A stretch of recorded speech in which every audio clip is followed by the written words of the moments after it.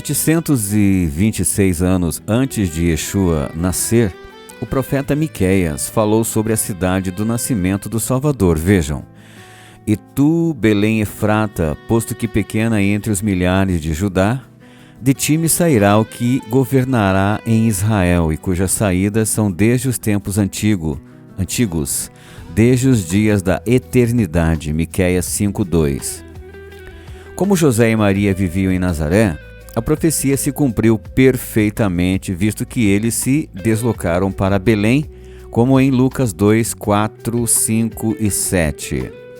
Um outro fato surpreendente que aconteceu e que devemos associar ao nascimento de Yeshua, para sabermos o mês exato, é o nascimento de João Batista. Considerando que Zacarias, pai de João Batista, era sacerdote no templo, através de seu turno, nós podemos então descobrir o mês do nascimento de Yeshua. Sim, como vemos no gráfico, o ano sagrado começa em Nisan.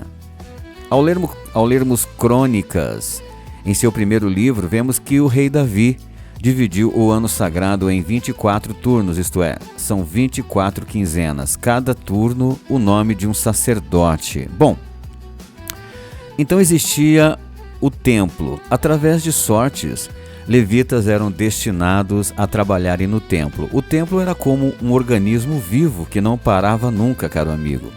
Para vocês terem uma ideia, o fogo do altar nunca podia apagar e os portões precisavam de vigilância ou vigília constante.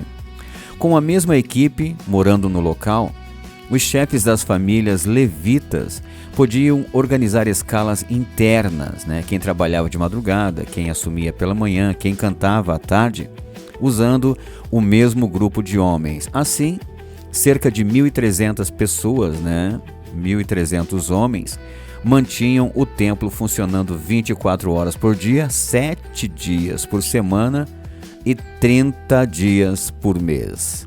Serviam no templo categorias como sacerdotes, músicos e cantores, porteiros, que eram os guardas, os auxiliares do pátio, enfim. Isso é apenas um resumo, porque o tema é muito rico. Então, de sábado a sábado, mudava o contingente. Saíam os 1.300 levitas e entravam outros 1.300 por uma semana. Daí, então, eles acabavam morando no templo. Davi então resolveu organizar estas ordens ou turnos. O ano sagrado, começando por Nisan, foi dividido em 24 quinzenas e Abias e a seus sucessores competia a 8ª sorte ou ordem, que caía na 2ª quinzena do 4º mês, Tammuz. Vamos ler Crônicas 24 para compreendermos os nomes que deram origem aos turnos. E saiu a primeira sorte a Jeoiaribe, a segunda a Gedaías, a terceira a Harim, a quarta a Seorim, a quinta a Malquias, a sexta a Miamim, a sétima a Racós, a oitava a Abias, a nona a Jesua, a 10ª a Secanias, a 11ª a Eliasibe, a 12ª a Jaquim, a 13ª a Rupa, a 14ª a Jezebeabe, a 15ª a Bilga, a 16ª a Imer, a 17ª a Rezir, a 18ª a Apizes, a 19ª a Petaías, a 20ª a Jeesquel, a 21ª a Jaquim, a 22ª a Gamul, a 23ª a Delaías e a 24ª a Maazias. Está no livro 1 Crônicas 24, 7 a 18. Então, é bem fácil de entender. Vejam que o verso 10 fala de Abias. A 8ª ordem caiu para Abias. O mesmo turno de Abias citado em Lucas 1:5. Eu vou explicar detalhadamente para você entender melhor. Já idoso, e sabendo que não seria ele construtor do templo, que a tarefa que caberia a seu filho Salomão, o rei Davi organizou minuciosamente toda a estrutura administrativa, logística e religiosa para que o templo funcionasse perfeitamente, assim que ele ficasse pronto.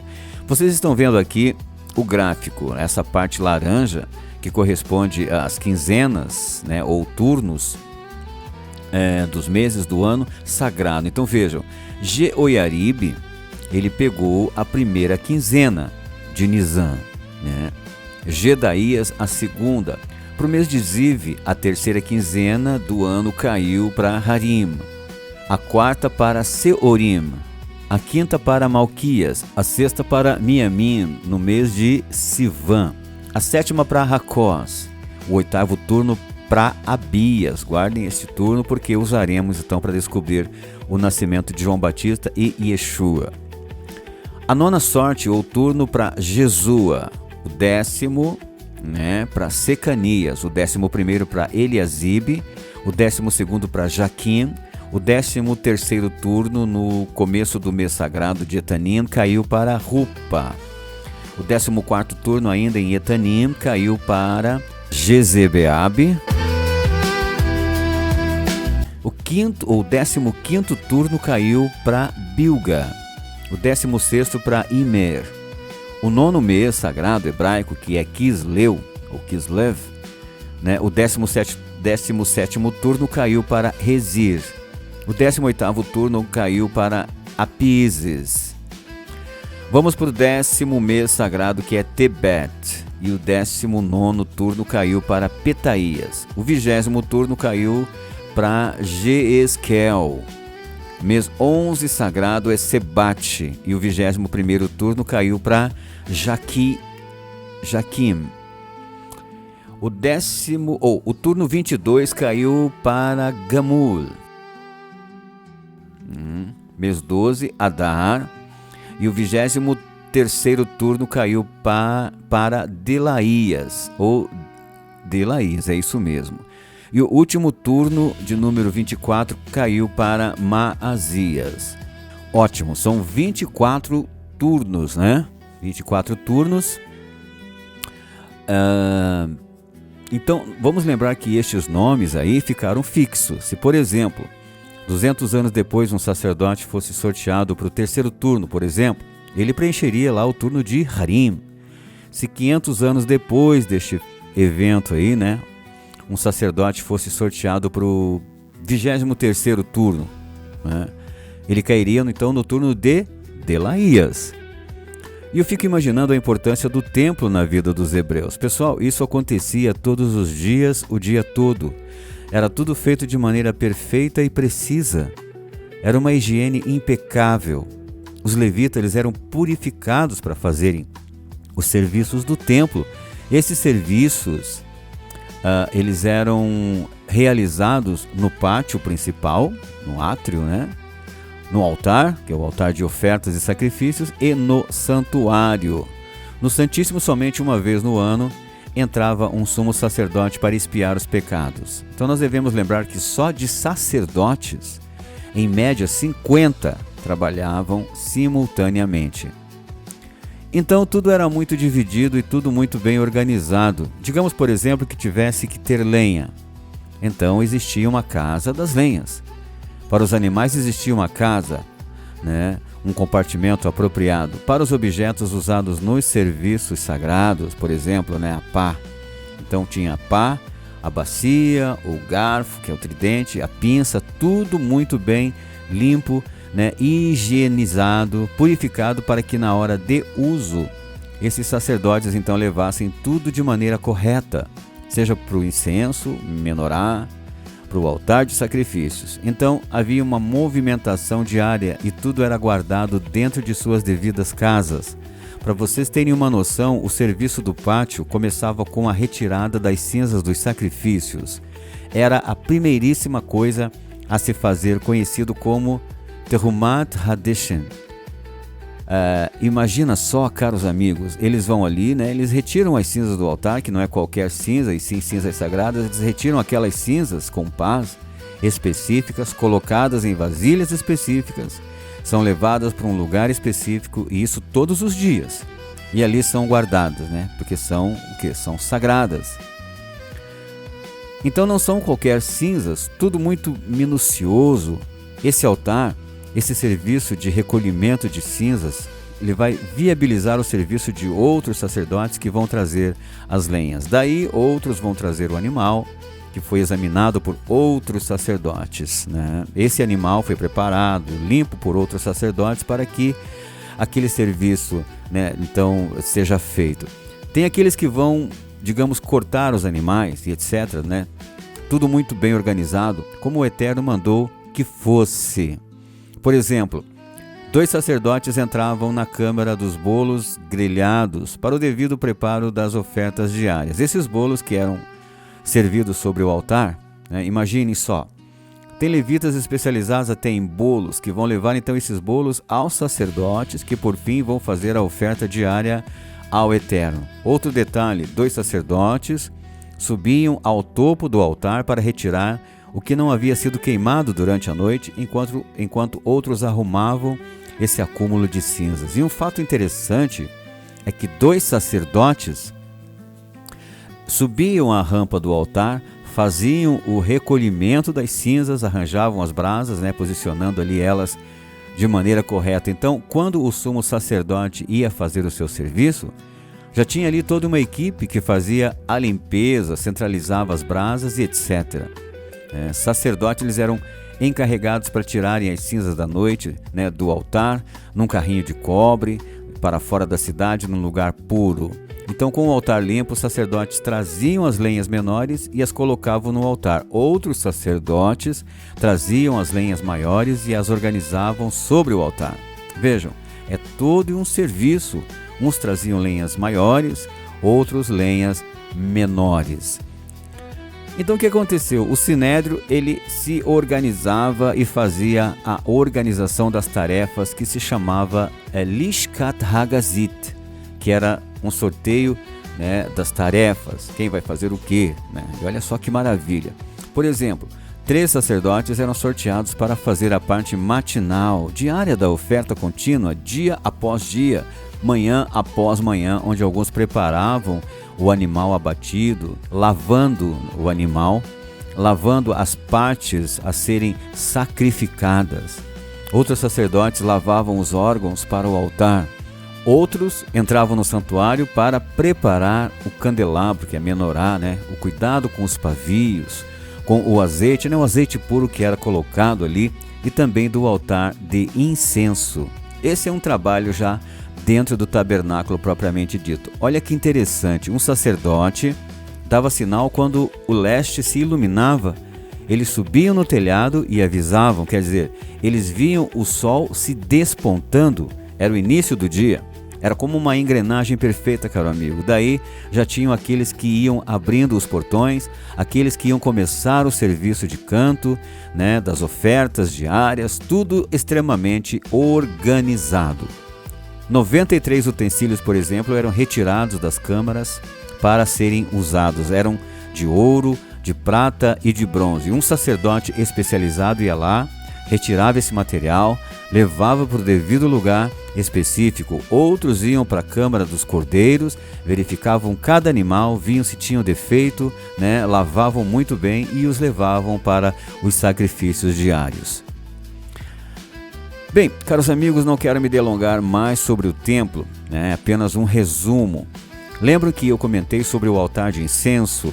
Então, este era o trabalho de Zacarias, pai de João Batista, e ainda no turno de Abias. Diz a palavra: existiu no tempo de Herodes, rei da Judéia, certo sacerdote chamado Zacarias, da ordem de Abias, e cuja mulher era das filhas de Arão, e o seu nome era Isabel. Lucas 1:5. Olha só, outro texto diz: e aconteceu que, exercendo ele, Zacarias no caso, o sacerdócio diante de Deus, na ordem da sua turma, que nós já sabemos que é a turma de Abias, então, segundo o costume sacerdotal, coube-lhe em sorte entrar no templo do Senhor para oferecer o incenso. E toda a multidão do povo estava fora, orando a hora do incenso. E um anjo do Senhor lhe apareceu, posto em pé, à direita do altar do incenso. E Zacarias, vendo, turbou-se e caiu temor sobre ele. Mas o anjo lhe disse: Zacarias, não temas, porque a tua oração foi ouvida, e Isabel, tua mulher, te dará um filho, e chamarás o seu nome João. Lucas 1, 8 a 13. Bem, então vamos ao gráfico dos meses. Olhem só, a passagem em Lucas diz que no término de seus trabalhos no templo, Zacarias foi para casa. É claro que antes dele ir propriamente dito para casa, houveram alguns fatos, né? O da sua mudez, né? Ele ficou mudo, isto é, ao ele ter ouvido as palavras do anjo que o apareceu ali ao lado do altar de incenso, então ele acabou emudecendo. Lucas também relata, caro amigo, que o povo fora o esperava e ele demorava, quando de repente então começou a sair gesticulando, pois não sabia ou não podia falar. Enquanto João não nascesse, disse o anjo, ele não falaria. Alguns estudiosos dizem que os hebreus sabiam que era a hora do incenso pelo forte aroma que pelo templo se espalhava. O verso 21 de Lucas 1 diz que o povo o esperava. Bem, olhando aqui a imagem do templo, nós vemos o santuário com suas portas douradas e muito altas. A primeira impressão que temos é que Zacarias, ao sair por esta porta, saiu gesticulando. O povo que fora o esperava pode ser então a multidão que estava aqui no átrio dos sacerdotes. Vocês vejam que eram aproximadamente 1.300 levitas, né, que trabalhavam no templo todos os dias. Mas também pode ser neste outro pátio inferior, ou inclusive nos dois, né, com esses degraus aqui semicirculares. Aliás, eram nestes degraus que o coro de cantores se acomodavam para entoar então cânticos durante o sacrifício. Mas Zacarias então foi para casa, diz o evangelista Lucas, e então a sua esposa Isabel concebe, exatamente, ela engravida. Então, poucos dias depois de Zacarias chegar em casa, Isabel concebe, e já é o mês Ab. Se contarmos 9 meses a partir de Ab, vamos cair em Nisan, exatamente. João Batista então nasceu em fins de Nisan, certo? Maria então é avisada pelo anjo, Lucas 1, 26 a 35. E um fato importante é que Isabel está no 6º mês de gravidez quando Maria engravida. Exatamente, Lucas nos diz que quando Isabel concebeu ou engravidou, ela se ocultou por 5 meses das pessoas, queria manter ali então em segredo a sua gravidez. Então, passados os 5 meses, no 6º mês, o anjo Gabriel foi enviado pelo Eterno a Maria e ela engravida, diz assim a palavra. E depois daqueles dias, Isabel, sua mulher, concebeu e por 5 meses se ocultou. Lucas 1, 24. Depois daqueles dias, que dias? Os dias do ministério de Zacarias no fim do mês Tammuz. Diz a palavra, e eis que também Isabel, tua prima, concebeu um filho em sua velhice, e é este o 6º mês para aquela que era chamada estéril. Lucas 1, 36. Bem claro, então, quando Maria engravidou, Isabel estava de 6 meses. Este segundo gráfico mostra os meses da gestação de Maria. Olha só, partindo ali do 6º mês de Isabel, né, o 6º mês da gravidez de Isabel entre Tebete e Sebate, começamos a contar a partir de Sebate. Depois temos Adar, 2º mês de gestação de Maria, né? Nisan, que é o 3º mês, Ziv, 4º mês. Temos Sivão, 5º mês de gestação, Tammuz, que é o 6º mês, Ab, 7º mês de gestação, Elul, 8º mês da gravidez de Maria, e para finalizar o 9º mês, Etanim. Olha só, Yeshua nasceu em Etanim, correspondente a outubro, bem na 2ª quinzena.